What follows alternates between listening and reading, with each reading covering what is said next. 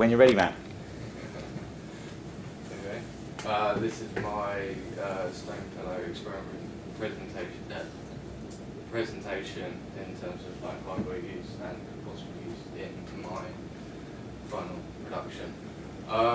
Similar existing products, I looked in terms of camera use, camera angles, the innovative uses of camera and camera angles is Breaking Bad, which uses some really interesting POV shots, and it's literally things that you wouldn't expect, such as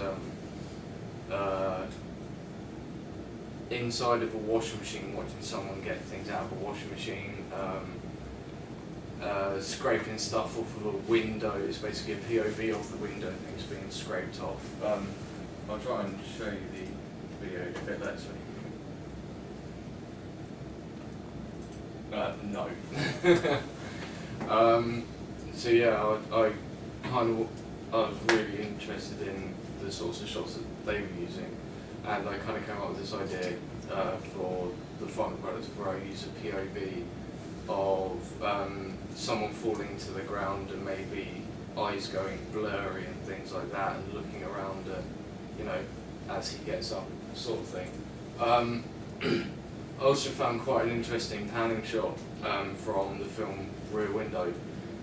Basically it's a handheld panning shot, and you can see that it's really jittery, as if someone is actually standing on a balcony overlooking a block of flats, and they're just looking around the entire like landscape, as it were, like the entire block of flats.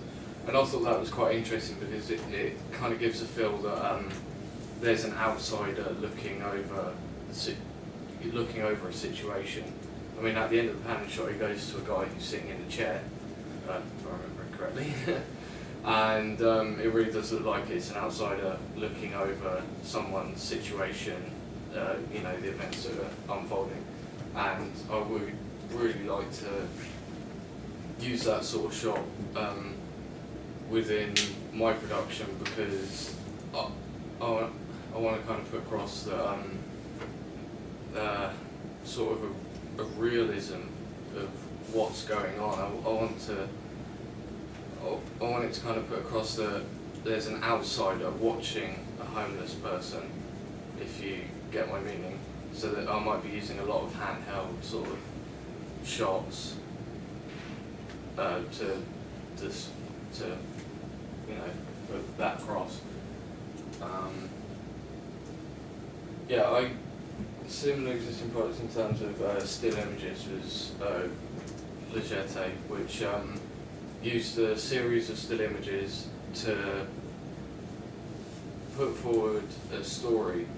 Not only was the still images part of it, but it was a voiceover and various soundtracks that went along with it, and it kind of really pieced the story together quite nicely. But in terms of the still images, I wanted to use the same sort of idea to represent flashbacks within my story. So flashbacks of maybe how the homeless person became homeless and things like that. And quick little side note, dipping into audio, is I wanted to maybe use voiceover. So say if a homeless person became homeless through an argument with a wife or something, I could have a voiceover, a faint voiceover of that argument as the still images are like going, like coming along, if you know what I mean.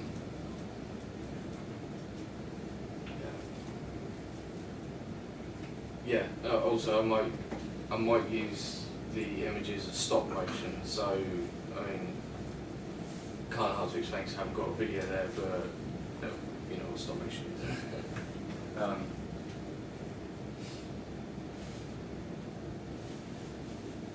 In terms of lighting, in my experiments I actually used, it was 3-point lighting mainly.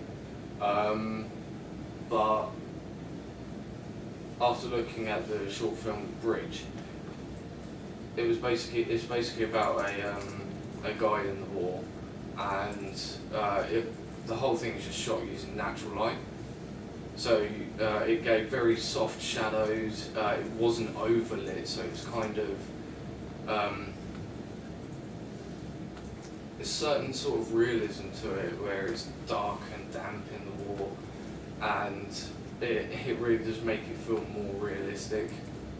So it's, like I said, it's not overlit with a bunch of lights and things and filled with like normal like 3-point lighting.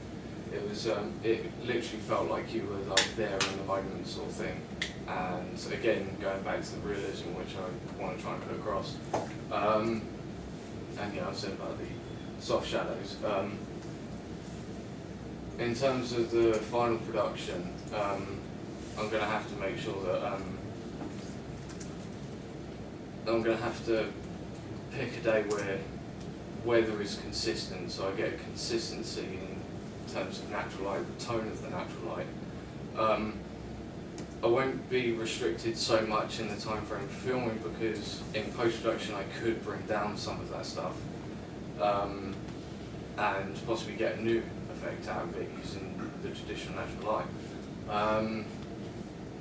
But in terms of trying to maintain the same tone of light through the camera, I could adjust the iris accordingly, and I could also use the playback function on the high-end cameras to really pin down what tone of light I used in the previous shot, so I can get the same sort of tone in the next shot. I could use, as I said, I could use other tints and things in post-production to say if one of the shots is overly bright, I could bring it down slightly to match the rest of them in post-production.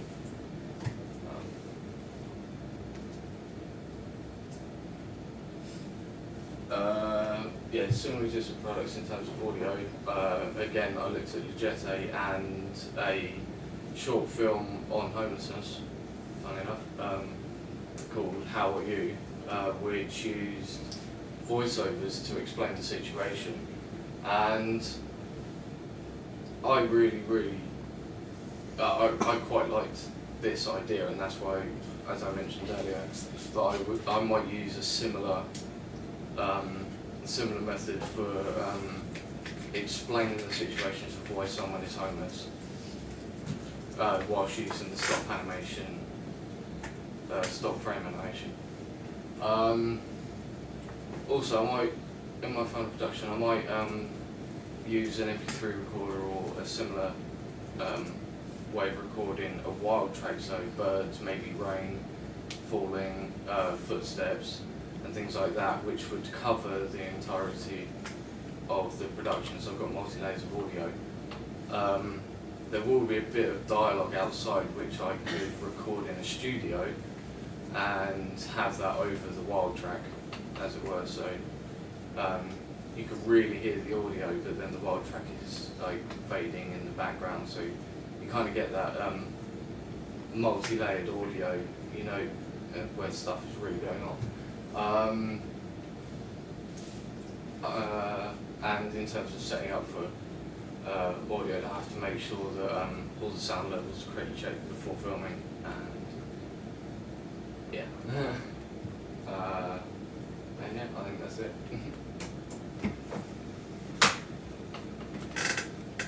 How much time have we got left? Yeah. It was 1:10. That's it? 1:10. Left? Left out of 10 minutes. Okay, that's good. Just briefly, to fill the time, Yeah. you talked a little bit about using the video camera and like natural light, Yeah. and I think it would be appropriate for you to discuss a little bit about some of the settings when you're using manual light, or to take advantage of situations of natural light. You need to think about framing and composition a lot. Yeah. So even in that shot that you showed us, that character, the talent, is placed appropriately to take advantage of the light. Yeah, you see what soft shadows, that kind of thing. I'll probably have to consider sort of type of day, especially, I mean, the shot that was shown was actually in a building, and I think there was a window next to him, so obviously you've got to have the right time of day where that sort of light would come through that window to shed light on that particular side. So yeah, that is something that I'd have to think about, definitely. What kind of things have you thought about? What in terms of That. natural light? I just told you need to. Yeah. And you told me that again. I'd like to know what it is that you have thought. Well, so I have- would you I have use thought. backlighting, you know, a person against silhouetted against a window, reflections? It's slightly difficult because the shot that I did show you was inside, but most of my production is outside. Mm-hmm. So in terms of outside, I have thought about sticking to sort of midday, especially in this type of weather where you've got the clouds overhanging and you don't get sunlight peeking through the clouds. I mean, I'm going to have to figure out consistent weather over maybe a couple of days, or I'd have to try and do it in one day where the weather is consistent throughout the entire day. But there is going to be a little bit of filming inside, and I was considering using natural light for that, but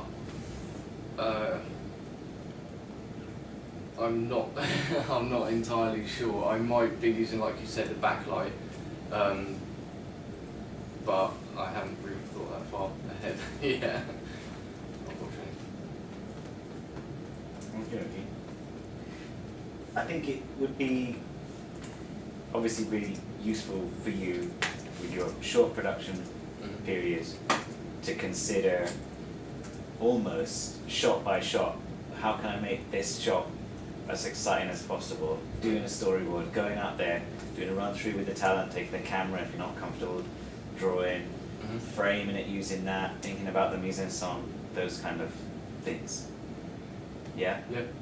And certainly looking at a lot of moving image productions, Yeah.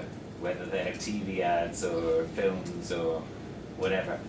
I was talking to Paul before maybe about keeping a film blog, Alright. how useful that would be, certainly for you.